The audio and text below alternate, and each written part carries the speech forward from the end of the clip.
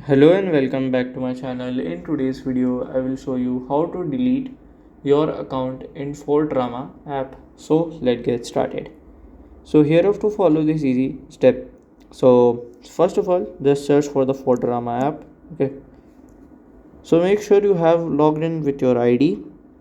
Open it. It will open. So log in into them, and you have to click on your here right side down profile. So here click on this option.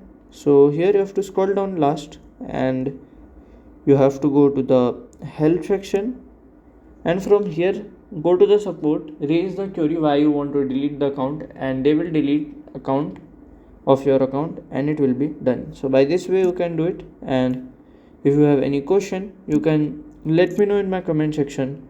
And if you find this video helpful, make sure you like, subscribe and share the video. Thank you for watching.